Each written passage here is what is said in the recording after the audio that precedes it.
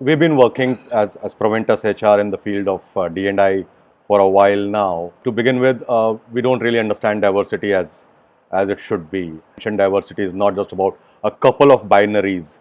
It's not about just gender. It's not about us and them. And that's where diversity is a travesty. We tend to look at diversity as a narrative between us and them. And if I were to ask this, what does diversity set out to achieve? It's about being able to bring in different perspectives and being able to then leverage them for the organizational development and growth and profitability and performance. Just looking at and chasing numbers or following diversity in a limited understanding is not really going to achieve that, because what will happen is the binary of us versus them, the binary of political correctness versus resentment is not a great place to be in. In fact, that will lead to more toxicity. We need assimilation, and that's the key behind any successful D&I. We are a diverse country. We are comfortable with, we are familiar with diversity of some kind, but we are not inclusive by nature. And which means that if I were to be sitting on a lunch table and if somebody with a different diversity subgroup were to come in, I would be cagey. I would withdraw. I would withhold myself. I would not reach out to him or her and try and include. We need to be, and we need to work on inclusion, which is by breaking biases, by adopting practices that actually make inclusion happen and not just the slogans on the walls. And the other part is assimilation. I think what's missing is a fair platform available to all diversity subgroups, including the majority subgroups, and saying herein is an opportunity for us to assimilate and come together as who we are. In this context, I really love the hashtag that the Pride Month came up with, and it said still we. And the entire message is, it's not about us, them, he, she, or whoever that they may be.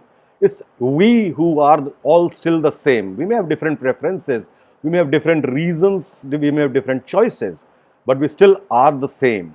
And I think that's the key message that one needs to get through. That a true diversity is achieved, and if at all you've been able to achieve people for being able to participate in and have a voice, then there is a three-pillar test. The first pillar is, am I free to think what I think is correct? And that's a primary pillar.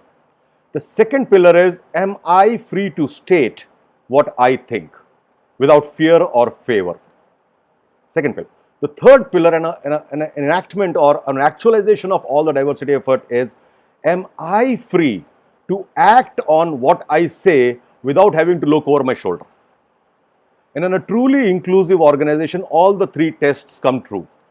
And that's true empowerment, and that's true inclusion, and that's when you're actually looking at being able to harness this diversity of thoughts and ideas into something that really adds value to the organization. Chasing numbers, chasing fads, changing our myopic understanding of what diversity means is only window dressing. I familiarize with and associate with people, or I see people with disabilities on my work floor. How am I going to learn what their capabilities are? And some of us were lucky that we got an opportunity to work with somebody with a different level of ability, and we realized how brilliant they can be in many other ways. But the fact is, a large part of my corporate population is not even aware of it, forget being sensitive. We perhaps are not even seeing diversity. And this came especially with reference to people with disability. And Maitri made that point today when there was a friend of hers in a wheelchair. People were decidedly uncomfortable around him. The important thing is, unless and until I familiarize with and associate with people, or I see people with disabilities on my work floor, how am I going to learn what their capabilities are? And some of us were lucky that we got an opportunity to work with somebody with a different level of ability, and we realized how brilliant they can be in many other ways. But the fact is, a large part of my corporate population is not even aware of it, forget being sensitive.